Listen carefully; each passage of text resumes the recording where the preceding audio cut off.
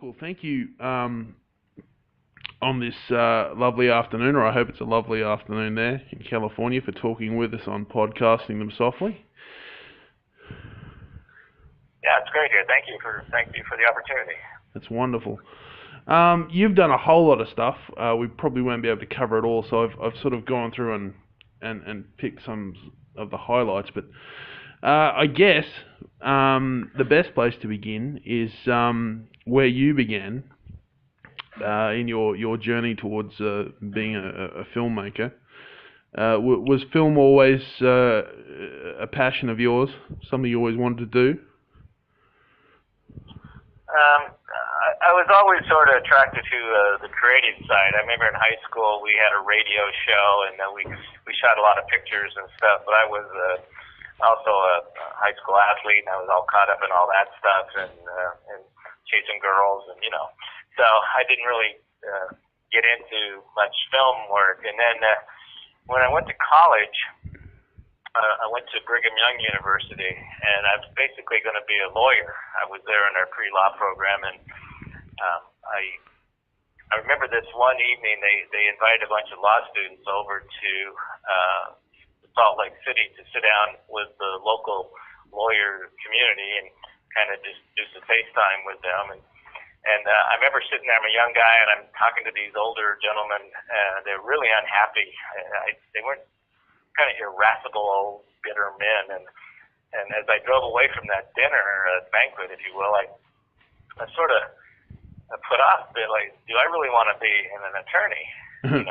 It doesn't seem like very much joy or much fun. And so, but if you back up 2 days before that, I had a very fast car, and I was always speeding around Provo, Utah, where BYU is, Brigham Young University. And this guy came up to me one day and said, you seem to be a fast driver and you have a nice car. We need somebody we need a stunt driver for this movie we're doing out by Utah Lake, and we'll pay you $50, and we're shooting on Friday. And I said, okay.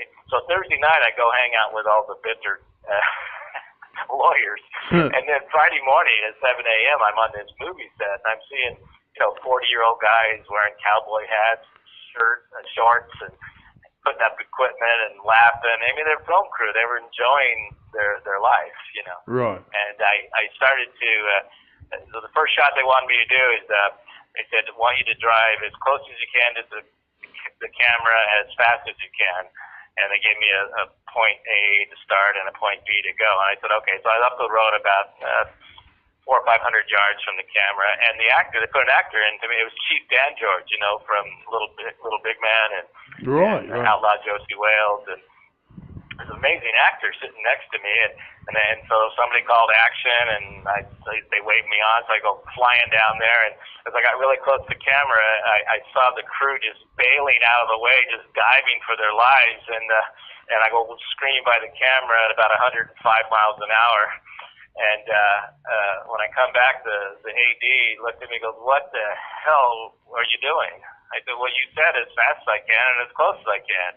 He goes, don't take us literal. This is a mark. You need to be like 8 feet from the camera so we stay in focus, and don't endanger the crew. And I said, oh, okay, I get you. And so next thing I know, Chief Dan George gets out of the car. So this stunt double gets in with a gray wig. We go back to point A, and I do the shot exactly like they want, about 70 miles an hour, 10 feet from the camera.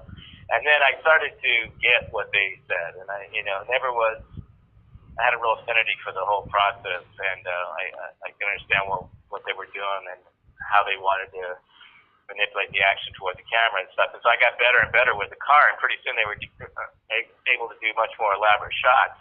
Right. Because they could really trust me. Pretty soon the DP's in the car with the camera over my shoulder, and I'm doing great gravel slides and all kinds of stuff. And at the end of the day, they really liked me, and they said, you have a film mentality. We're going to do another one of these next month. You ought to see if you can get on. And so I got on as a kind of a PA, I guess. But the first AD was a production manager and also the first AD. And he's across the phone. This is before cell phones. he's across the street on the phone trying to put out some fire while the DP is trying to get something going here. We're trying to shoot, and we need to roll. And I just grabbed the radio, and I just rolled the camera, called action, and things started. Wow. It all happened, and the production manager comes back from across the street, and he goes, "Are you a first AD?" And I go, "Absolutely." He goes, "Okay, that's what you're going to do." And he got in his car and drove away. And so I'm standing there with a radio and a bullhorn looking at the DP, who kind of smiled at me and says, "We got this." And he really walked me through the first few hours, and after that, I just fed off of it. I became one of the best ADs in that state. I quit college 6 weeks later and never looked back. Moved to Hollywood about 3 years later as an AD, and I've been making movies since that time. Wow, there you go, eh? That's how I got in it. Wow. that's one of the more interesting ones I've heard. It's yeah, that's great. Yeah, I'd made about 5 movies before I ever heard of Fellini. I had to really start over. Right. My introduction to film history and the classics, and I tell you, Ken, I had a real thirst for it. I couldn't get enough knowledge. I always felt that I was a little behind. Right. I kept reading everything I could, and this was before the internet, so you had to go to books, you had to call people, you had to, and just ask 1,000 questions. And then when I moved to LA, I got a job on a picture as an AD, and it worked out good. And from then on, it led to producing a movie, and then I just have been going ever since. Yeah. Well, you talk about your work as assistant director, and you worked on some. Had a look through the credits, and we obviously can't talk about them all, but I sort of picked a few that stuck out. The first one that's listed, I don't know if it was the first one you ever did, but Revenge of the Ninja was one of them. Yeah, that was a movie they shot back in Utah. I just moved to LA, and thinking, let's get it, I'm going to work down here. Well, the first job was Salt Lake, so I'm back up there. But yeah, that was a fun movie. We doubled Salt Lake for doubled Los Angeles in Salt Lake, and it was Sho Kosugi, and I forget some of the other actors, but just working with Sam Furstenberg, who has done all the American Ninjas and all the ninja stuff. He's a good friend of mine, and those are fun movies. I did Avenging Force with him too down in New Orleans, which was a great experience. I actually got to really direct. I was the production manager on Avenging Force, and I was able to. We got Hurricane Juan came through, and it destroyed our sets, and it was terrible. Not like Katrina, but it was really bad, and it blew everything away except our release date. Canon Film said you still got to finish the movie like in three weeks. So I had to start directing scenes to catch up and stuff, and I was able to really beef up my reel. Yeah. That helped when I got a director shot about a year or two later after that, because I was able to really. I was doing dialogue scenes. It wasn't just like establishing shots and drive-bys and stuff. We all had to throw in to get that movie done on time, and it really helped my reel. Yeah, another one I saw on there, and my wife said she used to be a big fan of it back in the day, was Lombardo. Yeah, Lombardo was.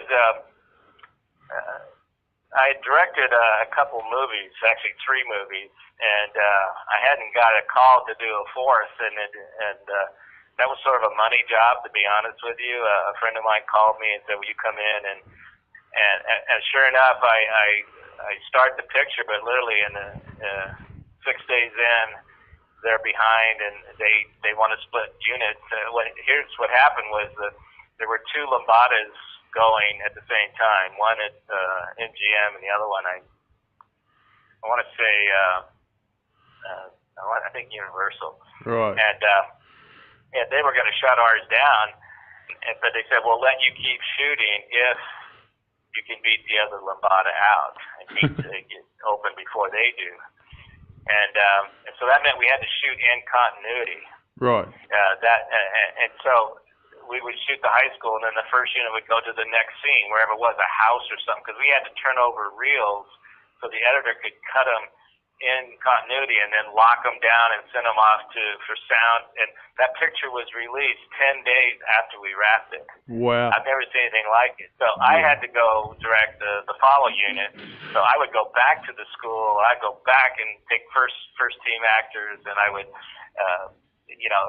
literally crazy. No original music in that. They just bought some canned music and just laid some what they call needle drop. They just bought some music and kind of slapped it together. But we beat the other lambada out, and it did make some money. But that was it was a fun movie to do, and I enjoyed the dancing, and then there was a scene where on my unit they wanted a cutaway at a party of a girl and a guy dancing lambada in the shower, and so I went my music video background. I brought in the sliding dollies and I smoked it up and shot it slow motion, and it was very, very sexy. And when they saw it in the dailies, they said, "This is beautiful.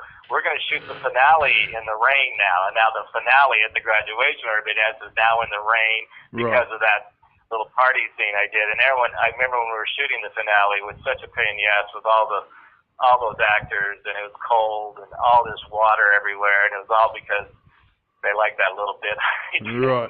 got a lot of crap for that.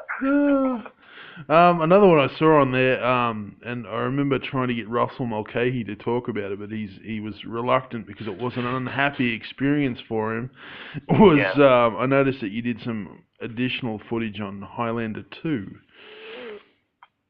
Highlander 2 was shot in Argentina, and they'd gone way over budget, and had been taken over by a bank, a completion bond company. Right. And they hired a group of us here in LA to finish the movie. Okay. And it wasn't just like finish the last 2 or 3 minutes. There was many incomplete scenes that needed to be finished. And so we're shooting anamorphic, but we had to make sure that our footage with our little skeleton crew of like 30, 40 people fit into this monster that they had done. It had to be beautiful and had to have the depth and all the bells and whistles to go with it. So it was really a challenge, so it wouldn't look like some really bad Band-Aids. It had to look like it was shot down there. So we were trying to replicate a lot of those places, and it was difficult. And Russell, he's a great guy and a very talented director. They had me there as sort of a catch-all because I'm also a DGA director, and if he screwed up, they were just going to fire him, put me in charge, and I was going to end up directing the rest. But I didn't have to. We actually got all that done, and but the movies, it wasn't a good script, and it had nothing like the first one. The first one was so great. Yeah. The second one just didn't have the same. It seems like it was a bit of an afterthought, really, the second film. Most of these sequels are. They think, "Oh, let's go make another one," Yeah. And but Russell worked really hard and had a better situation on the first one. Yeah. And but so which which of the bigger chunks did you have to fill in the film? One of the big shots was we had to. It was early on in the film where they had a bunch of kind of Jedi Knights running on the beach in a big battle scene. Oh, okay, right. That wasn't even in the movie. They decided to do that, so we went up by Oxnard and created that against the.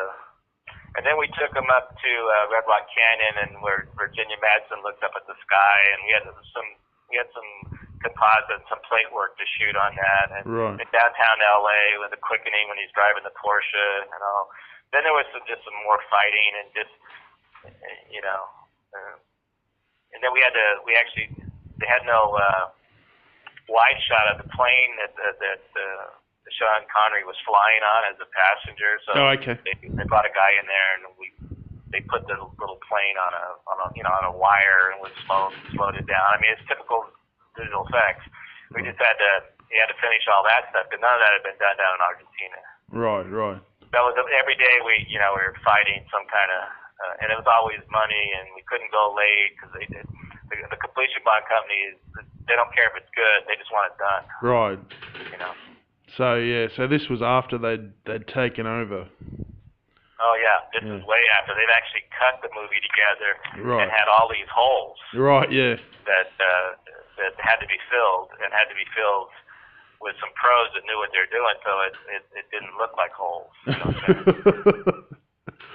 I'm saying? Another one of the films that you worked on, actually one of my mother's favorite films. Actually, it's listed as Silent Cries, but we know it as Guests from the Emperor, or Guests of the Emperor. Sorry. Right. Yeah, it was called Guests of the Emperor when we shot it. Right. That was some really good actors in there, Jenna Rowlands and some of the others. Fantastic, a lot of British actors. The problem was we shot that in New Orleans, and it was unbelievably cold. I remember that it's supposed to be in the Philippines in the middle of the summer, and you could see their breath. So we were always trying to warm up the set and try to keep it so to get along with the cold. Because we're literally taking parkas off these actresses in between the takes and then hosing them down with water to make them sweat when it's freezing outside. I mean, things you don't normally have to do. But that was a good experience. I mean, Jenna Rowlands is on it. And Chloe Webb. All those gals are great. They were Right. really good. Yeah. And finally, on your assistant directing career, I noticed there's one there that my son is a big fan of, or he's a fan of the series of those films, Honey, I Blew Up the Kid.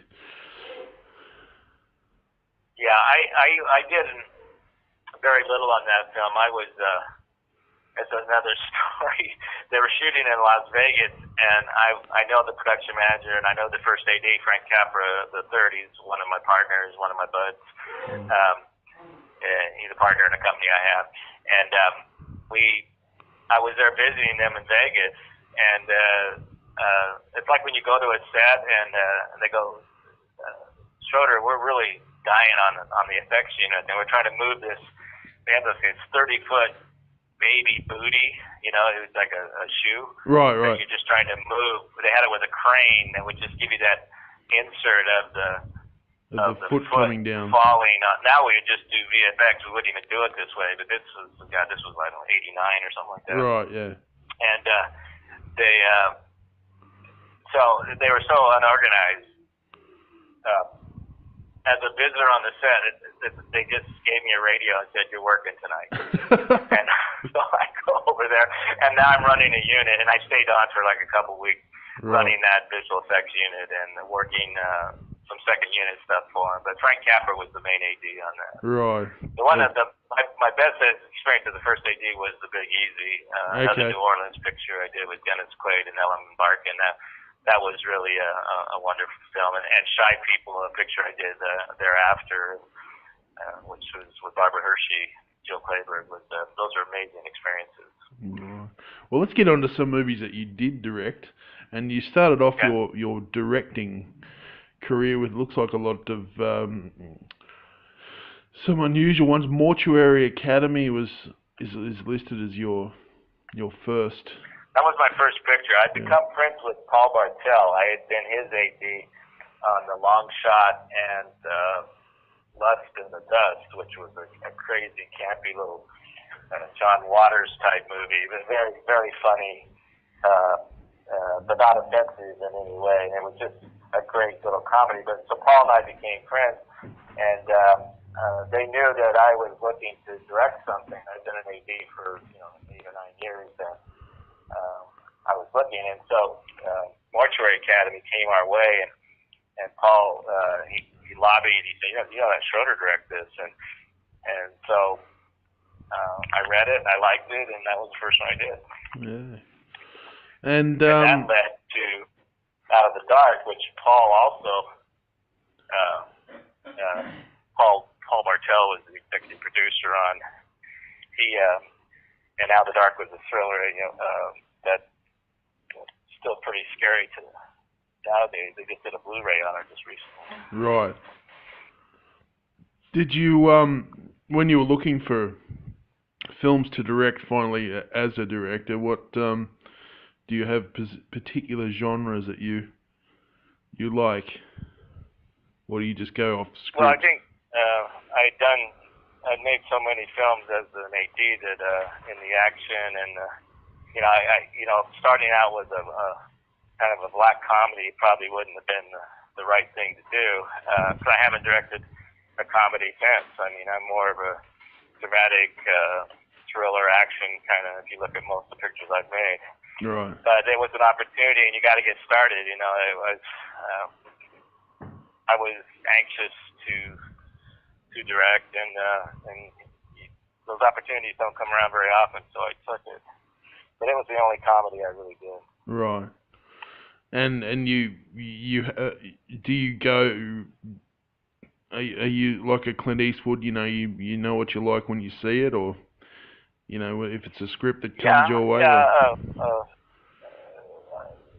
You mean in terms of material, or yeah, like if a script comes, I'm working, or what? Yeah, if a script comes to you, and it's something you respond to, you direct it, or do you go looking for certain scripts or certain genres? Earlier on in my career, the scripts were offered to me based on the picture I'd done before. Right. People that offered me Relentless 2 loved Damned River, a picture I shot for United Artists in Africa, which was an amazing experience.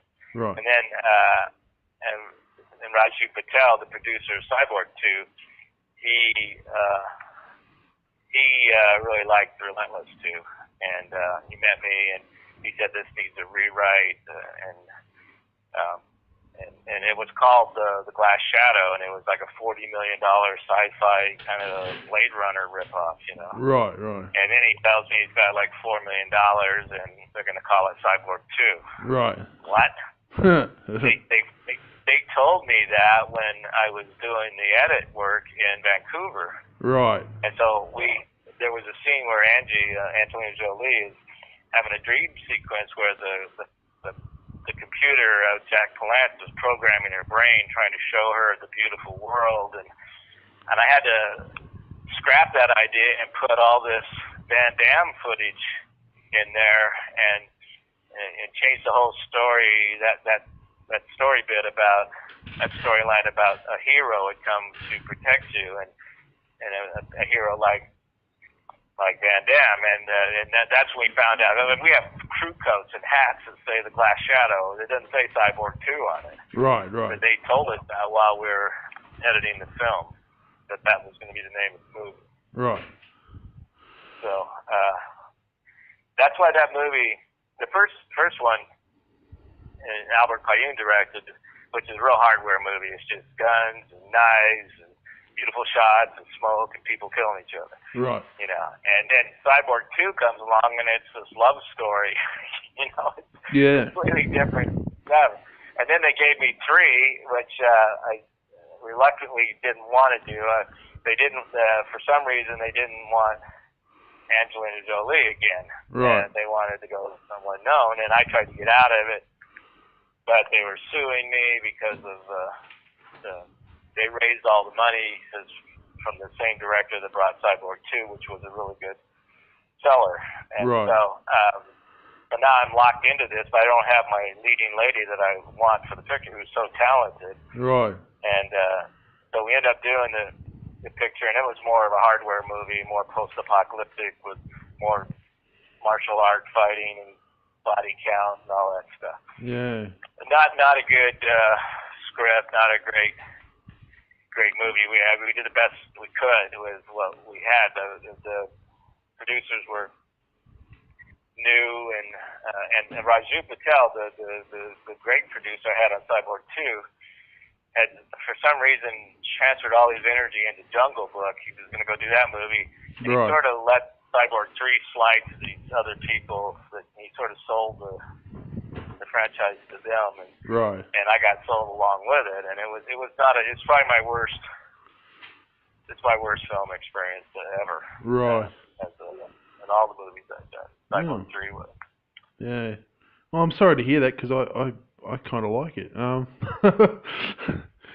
Three has some great visuals in it. We found that we found this an old steel mill in Fontana where it was being dismantled, and some of the buildings have been tipped over and stuff. And so we were able. I thought the opening of that movie, and I like the notion of a cyborg being with child and the whole thing. But it was just, the actors were great. I love them all. The crew was good. It was just I wasn't happy with the producer, and I wasn't happy with some of the way it was handled in the end, how the picture was finished, and they were green. These producers didn't know what they're doing. It was their first. I think they got out of the business 2 or 3 movies later. Right. But no, because earlier. I tried to get out of the picture myself. Right. Earlier this year, I interviewed Andrew Bryanarski, who was in. Oh yeah, he's great. Who was in the film, and he had. Yeah, Andy's awesome. He had some great, great stories. We mainly sort of spoke about Richard Lynch, who was an absolute sort of acting dynamo or powerhouse or whatever you want to call him. But he was fantastic, and Richard and we became good friends after that. And I used to hang out with him, and I was so bummed when he passed away. Yeah. And Malcolm McDowell, I only worked with Malcolm like 2 days on that movie, and we became good friends. And years later, I saw him in Miami. I had a film I directed called Man in the Chair with Christopher Plummer. We'd won a festival in Miami, and we were down there getting an award. And Malcolm was there for a movie he had done, and it was like we never lost sight of each other. He's such a great guy. Oh, that's great. What going back to 2, Angelina Jolie's gone on to, of course, ever greater heights. Yeah. But what was it like then when she was? I mean, this was one of her first parts, wasn't it? Yeah, it was her first feature as an adult. Her father did a movie. Her father's John Boyd, as you know. Yeah. Had done a movie called Table for Five, and Angie, I think, was 8 or 9, and she just played one of the kids at the table. But as an adult, this was the first one. And I have to admit, the studio that made that picture was called Trimark Pictures. They wanted me to put an established model or movie star in that role, but they didn't have a lot of money, so the type of models and movie stars I was getting were somewhat less desirable. And then this young woman comes in, and she's just so raw and so great. The casting director read her, and she came down to my office and said, you ought to meet this girl. So I go down, I meet her. She's stunning to look at, and very sweet, very shy. And I said, okay, yeah, give her the script, and let's read a couple scenes. So I brought Elias in, who had already cast. I love Elias Koteas. And I had them do some scenes together, and it was just magic. And she really had the chops. I could tell. And so I went back and I said, I forget the other girls. We're going to go with her. And I had to give something up for that. I forget what it was. But they said, okay, if you do that, you got to do that. I said, okay, I'll do that. So anyway, Angie's in the movie, and she's great. I mean, because of her, Cyborg 2 still has a shelf life. It was on Showtime high definition HD whatever 2 weeks ago. Right. It's unbelievable. We made that movie in '92, and it's still playing because of her. That's the pretty staying cool. power of her is amazing. And Jack was great. Jack Palance, was great. Yeah, that was really a wonderful, wonderful experience. Yeah. He must have been, was he quite the character off camera as well? Who's that, Jack? Jack, yeah. Yeah, he's like doing one-hand push-ups and stuff. It was like transpo guys trying to outdo him. And he's got a cigarette hanging out of his mouth, and he's 70 years old, and he's kicking all their asses. It was amazing. Wow. Great guy. Another actor that went on to big things you had in there was that, I can't pronounce his last name, his first name's Eli.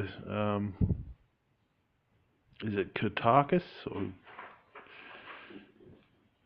Oh, Koteas. Elias Koteas. Koteas. Yeah. Yeah. He went on to see. Yeah, Elias,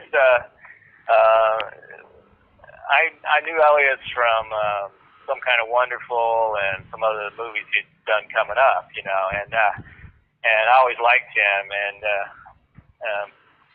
he had done the Mutant Ninja Turtles, and I read him or met him, and I said, this. I really like him. I tried to put him in a couple other movies, so we just had schedule conflict. Yeah. And so, Cateus is great. Yeah, no, because he went on to some big parts. He was really good in the Thin Red Line and and other parts like that. But But yeah, no, I'm sorry you had a bad experience on 3 because I like them both, but I like 3 as well. Well, like movies. Robert Wise says movies are like girlfriends. You like the one you're with at the time.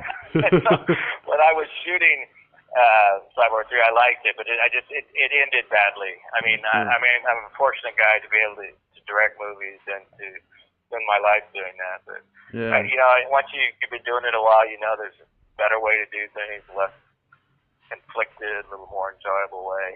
Right. But so anyway, I really loved you spoke about it briefly before, but Man in the Chair was a wonderful film. Thank you. And you get to work with the Christopher Plummer, the great Christopher Plummer. How did that? I wrote that. It happened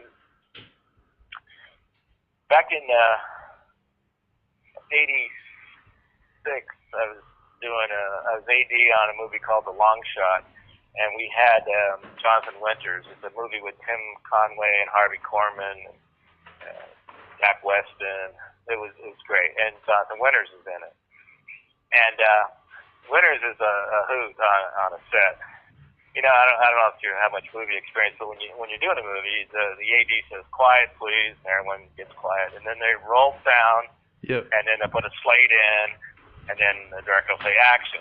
Well, most people shut up on "Quiet, please." Right. Jonathan just keeps talking, and we're rolling camera. He wouldn't even be quiet when the director said action, and so he was such a hoot. And such an ad-libber and brilliant mind. And so I'm having, we're on a lunch break, and he says, "You know what I did yesterday?" And I go, "What?" He says, "I went out to the motion picture home, and I did a little ditty for him." I go, "What's the motion picture home?" And I've been in the DGA like 5 years, Directors Guild, and I never heard of this place. Right. He goes, "Oh, it's a rest home for old filmmakers. They have actors out there. They have crew members, and you know what? I bet you could crew a movie out of that place." And that sort of triggered a light bulb in my brain. Right. And so it sort of percolated for a decade or so, just thinking about that idea. Right. And then as I started doing all these action movies and sequels and cyborg movies and stuff, it sort of had this Jerry Maguire epiphany moment where I wanted to do more. I wrote my memo, so to speak. Okay, right. You woke up in the middle of the night, and there you go. Exactly, no doubt. And I sold my house in West Hollywood. I sold my Range Rover. I sold my Mercedes, and I holed up. I got a little one-bedroom apartment on Detroit Street there in the Miracle Mile area in L.A., and I started writing. And I started writing Man in the Chair. I said, I'm going to write a movie. I don't want to work. I don't want to do Cyborg 4. Right. I'm going to write a movie. So I just sort of holed up and wrote that. I directed some commercials, and I had some residuals coming in and stuff. So I had a little bit of it could sustain me. Right. And I just wrote, and I wrote, and it started out as a kind of a charming coming-of-age movie. But as I did more research on this horrible nursing neglect problem in the world, especially in America, I couldn't believe how bad things were, and it started to take on these more sobering tones. And then about the dog neglect and comparing old people to dogs and stuff, it all just sort of came together. And pretty soon I developed this movie that really made people think instead of just, it could have been like Finding Forrester, but it went further. You know, it was more about You know, and I tell people all the time, I did so many Q&As all over the world, Ken, everywhere. I mean, from Rome to Korea to Berlin, London. I didn't come to Australia. Oh, okay. That's all right. We'll forgive you. I went so many places, and I said I didn't make the movie to reform nursing home neglect. I just want people to leave the theater and, you know, go home and call their grandmother or their grandfather. They hadn't talked to them in a few months, just to kind of reconnect, that they still matter to them, you know. Right. And the interesting thing about Man in the Chair, I'll send you a link when I'm done. Okay. YouTube put it on there. Somehow it got leaked on YouTube, and the responses to the movie are amazing. Yeah. A guy said, "I'm quitting my job. I'm going to start working in a nursing home." I had a couple people took their parents out of nursing homes when they saw the film. Right. And you know, and because I tell the story that when I directed Damned River in Africa and stuff, the village that we shot at, the leader of that village was a Sangoma. She was about an 80-year-old woman, and she was like the high priestess, if you will. Right. She was in charge. And okay, well, my point was that I'd seen other cultures. I'd been on a mission for the Mormon Church, you know, when I went to Holland and Belgium, and I'd been in Europe, a couple of other places, and then I've been to Africa. I never saw nursing homes. Right.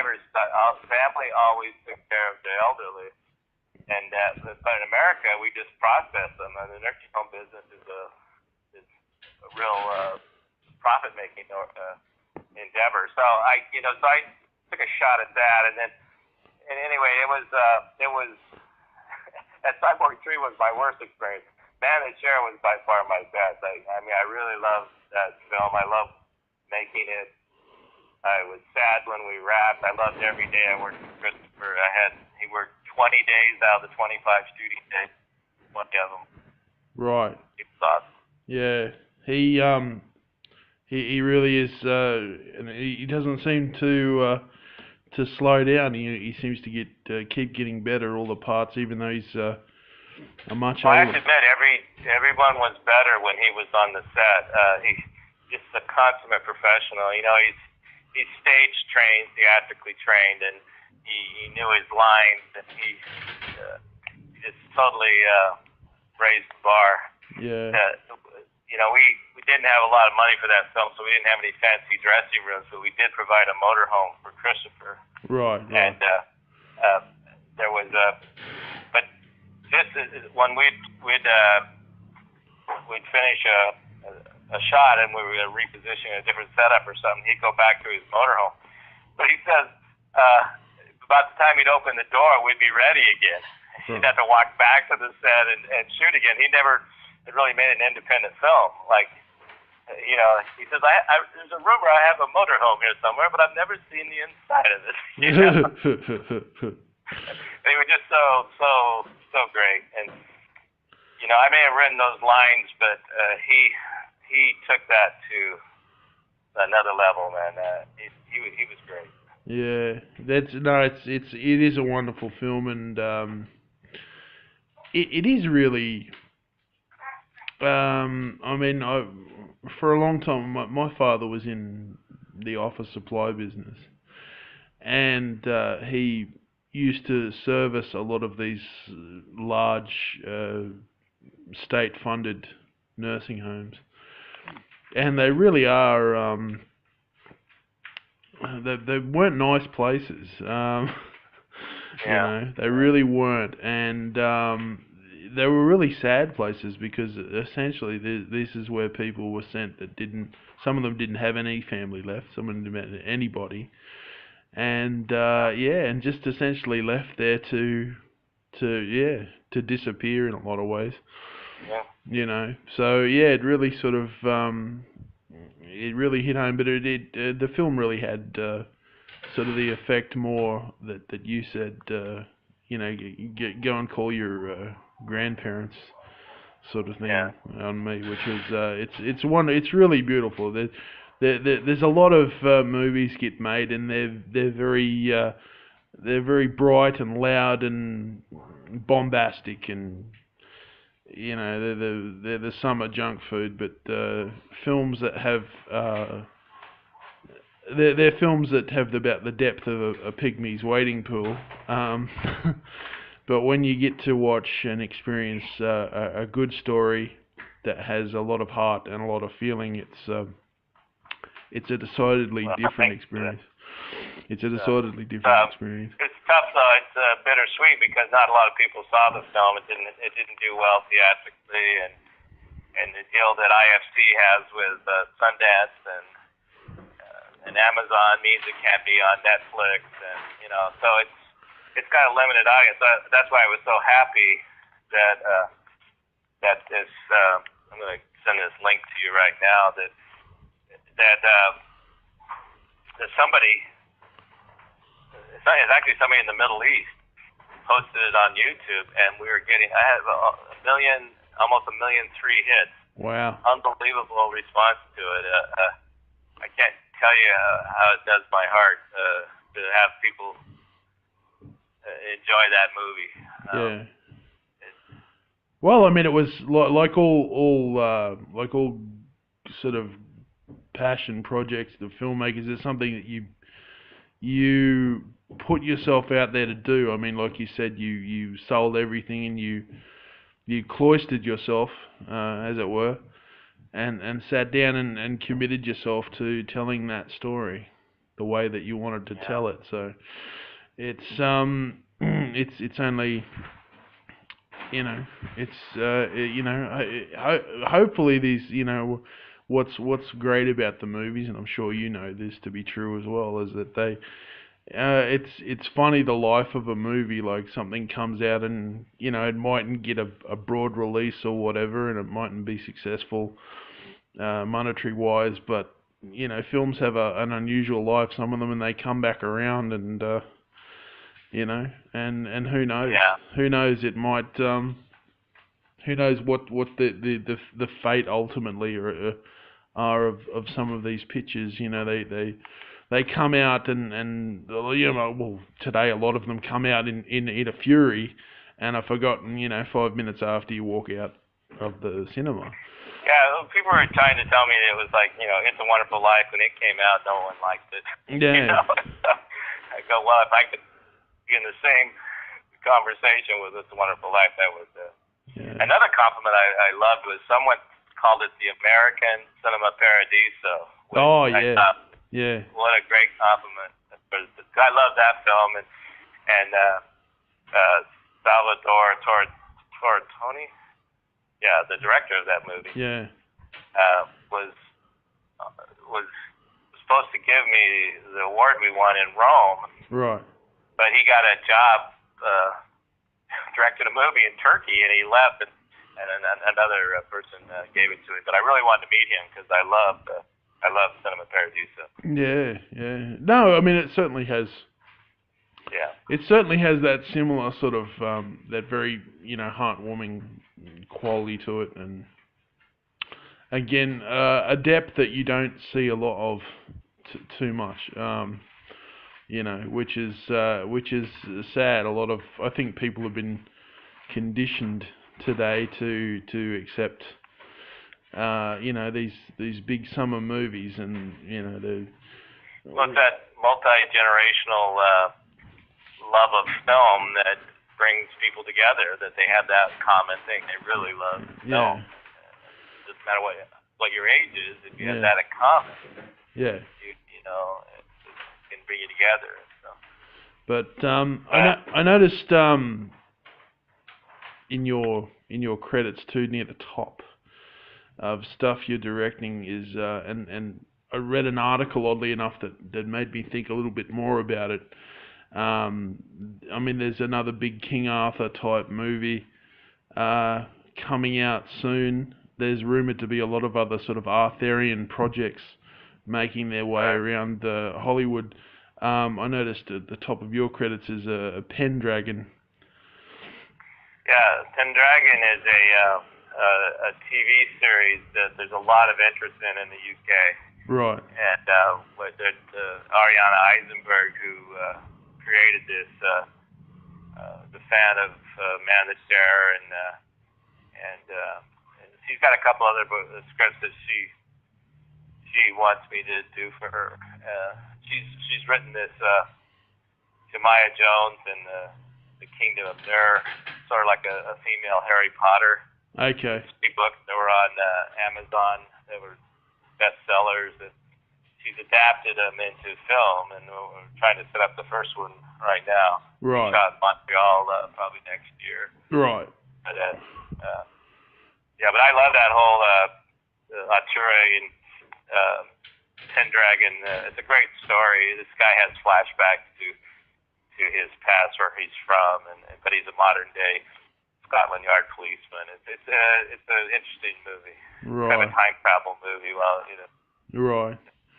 very very cool. Yeah. It's funny how these sort of things come in waves in Hollywood, like something that I mean, do you find that a lot? Like, you notice a lot of like, oh, this is the flavor of the month, we're doing King Arthur movies again, or we're doing I know comic book movies are all the rage over there at the moment, but yeah. It. Well, they revelation or inspiration. They say it rains and it hits more than one person, and so maybe there is some synchronicity there. But not everybody follows through and actually does the work. And you need a lot of luck getting the thing funded and somebody else to do it. But a very common thread is if something's working, they will try it. They will try it to do a different version of it because there seems to be a real thirst for it. Right. And as a director still working in the Hollywood of today, I mean, how has it changed sort of over the years you've been in the business? Is it getting easier, or does it get easier, or does it get harder? Well, in my niche, I'm an independent filmmaker. I make films that studios buy, but not films that studios make. Okay. So on that front, it's been promising because the studios are making fewer films, but they still need to buy pictures because they have these huge pipelines that have to fill because there's so much thirst for a product. Right. And all these channels and all these little small screens, big screens, middle screens. There's a lot of. That's why Cyborg 2, a movie made in 1992, is still on Showtime because there's just not enough screens for all that. Right. There's just too much thirst for the work. So it's good. But there's an interview on my Facebook page I did for One Dark Night. It's a movie I produced back in the day. And I was telling someone the other day about how movies started out as a little distraction that you would put a nickel in and you would watch it in a carnival. Yeah, the Nickelodeon. It had no sound, but it was just some little spectacle. And then they added sound to it, and they figured out how to hook that up and make movies and tell stories. And then those movies became more and more elaborate as studios got involved, and they became big extravaganzas like Cleopatra and huge musicals. And then the 60s came along, the equipment got smaller, and people were able to make more independent, more personal vision pictures. John Cassavetes could go out and do little movies like Faces and stuff like that. Then Easy Rider won Best Picture of the Comedy. They won the Palme d'Or at Cannes Film Festival in like '69 or something like that, and opened up the floodgates for the independent film. And then things changed in 1974 when Spielberg released Jaws, the first picture that made $100 million. Right. And when that happened, that got the attention of corporate America. Right. And then corporations started buying these studios. But during the 70s and 80s, I think some of the greatest films were made because the people running the studios, there were still people left over from the earlier days. The story department, the story still drove the business. Yeah. But as when corporate America got in the film business, the dollar drove it, and it took put the story department in the back seat, and it's all about money. And you know, if you come to Los Angeles, you go to any studio, there's a writer's building on every lot. Right. Back in the days, those rooms were filled with men and women who were writing, who were creating original stories. Yeah. And you go to a writer's building now, it's full of a marketing division or a franchising company. Right. Or some studio exec or somebody's idiot nephew. It's all, they're all backwards. Right. It's all backwards. And Yeah. so now the movies, the stories aren't keeping up with the visual effects. And so now it's sort of devolved back into a spectacle. Yes. But it doesn't cost a nickel. No. It costs like $180 million to make. Right. Another $150 million to promote. Yeah. And so it feeds the beast, where the system to pay that back forces them to brandize everything and get some kind of McDonald's tie-in, and because they have to pay for it. Right. Control. Yeah, sure. You know, and the studio system is failing. These big movies are losing money, and there's going to be another revolution where they're going to say, you know, we need to get back to the story. Yeah. And start, and maybe they won't be huge movies. They'll be small movies. People will watch on the iPhone or something like that. They got to reconnect with their audience, because in my mind, they've lost it. Like they're trying to hire a new president of Paramount, and they're going back to another Fox exec. You know, another guy. I said, you look at a picture of this guy. He's got like $700 suit and a silk tie, and I said, the guy that runs the studio shouldn't own a tie. He should be a guy that loves movies, a guy that loves stories. Yeah. Who's a creator, not some suit. Yeah. And go back to get back to our roots. Yeah. But it's, you know, it's a little aggressive. It's just my idea, you know. Yeah.